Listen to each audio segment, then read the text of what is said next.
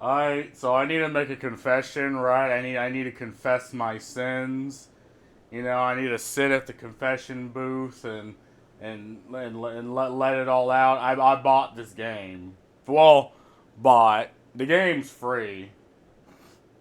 So, yep, I bought Nikkei Goddess of Victory. And I gotta say, it's a good game. Look, because I guess I'm one of few who actually cares for a decent story. At least there are specific ways you need to write stories in specific situations that appeal to me.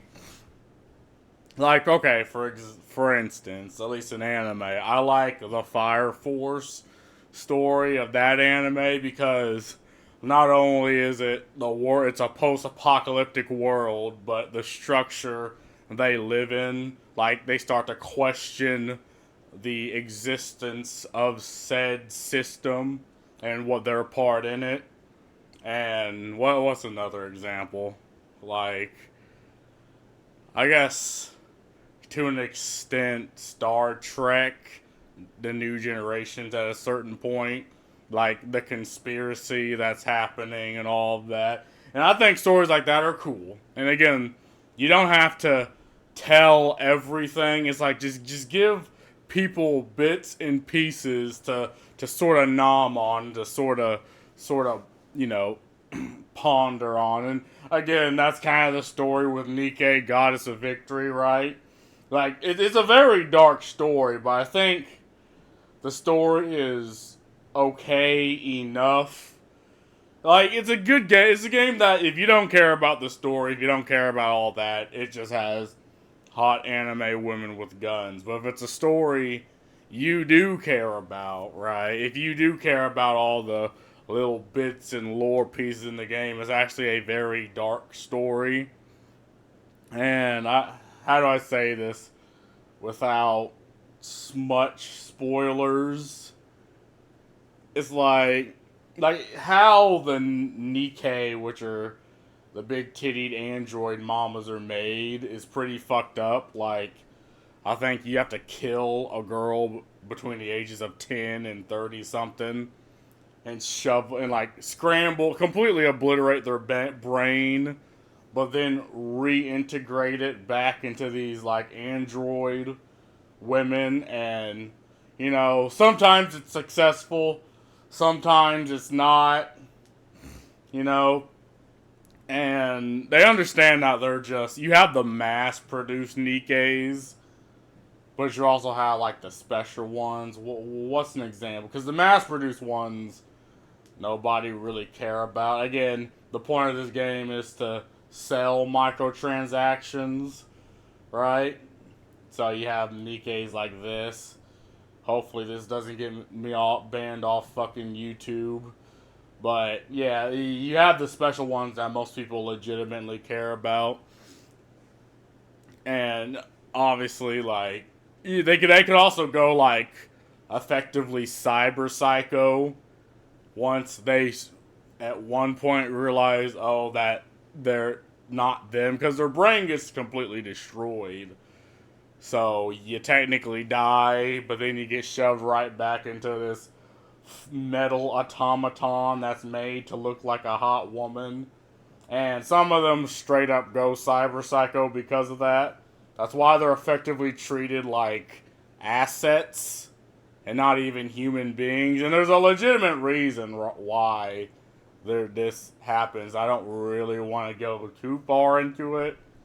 It's like there's another anime called Radiant, like where the sorcerers are vilified and hunted down, but they're the only ones that can fight the big old fucking monsters, big old kaiju like monsters. So they're it's this odd dichotomy that you hate them, you think they're cursed, but they're the only ones that can save you from catastrophe. And to an extent, it's kind of like this, only they're treated like, again, assets, expendable assets, despite being pretty damn strong. And again, it also just gets to the point where they start to question their being, and you got the government like the Ark, which is like the last haven of humanity, and they're fighting a war against these ever coming machines. And there's just make this hooks you in, right? There's just enough story to hook you in. And I mean, again, if you don't give a shit, hot anime babes with guns. I haven't spent a single dime on the game, and it's kind of like the Warframe situation where it's information overload. But I mean, I'm just sort of flaccidly lumping myself through the story and through the main stuff and through quests, not really caring about getting the best Nikkeis or the best this, that, and the other. Obviously, you have the rarity. I got a rare on my very first pull. I don't know if anyone's ever gotten that lucky, and it's pretty. Like the very first loot box pull with the serotonin and the flashing lights, I got a rare. I don't know if everyone has experienced this, but I definitely have, which is pretty fucking hype. So, and again, I gotta confess, also that I do not regret my non-purchase. I do not regret downloading this game because I am interested, and this is the it's just sad that the fact that Western entertainment has gotten to the point where games like this is absolutely blowing Western AAA games out of the fucking water. Just again, and they also just listen to their fan base. Like here, they have the Nier Automata thing that they added in. Again, that's what the fans wanted. And to be honest, I think they kind of stole parts of the story from Nier Automata, but it's whatever. It's fine. It's good. I ain't shitting. And I think there's another like ReZero, yeah, with this her and her, yeah. And again, this is what the people ask for, and they're like, all right, we'll add it in, and it's what they did. And again, I don't know how much they actually pumped into this game. Shift Up Corporation, and they're also the same makers that are making the what's that game that everyone's also freaking out about, Something Blade. And they're gonna do it again. Right. Okay, I'm dying. I really want to know how much it costs to make this game. Nikke, Goddess of Victory. Cost. I don't know if they actually. Nah, it's just showing all the damn App Store bullcrap.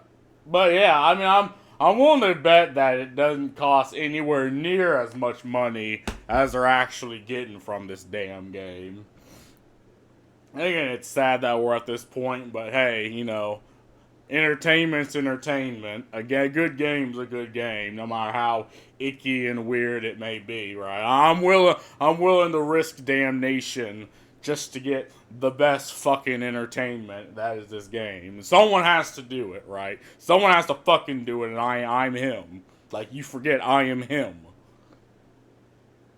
And again, the story, and you actually get interested in some of the characters, and that's another thing that Western entertainment has completely fallen on, is having characters that have character, right? That makes you interested.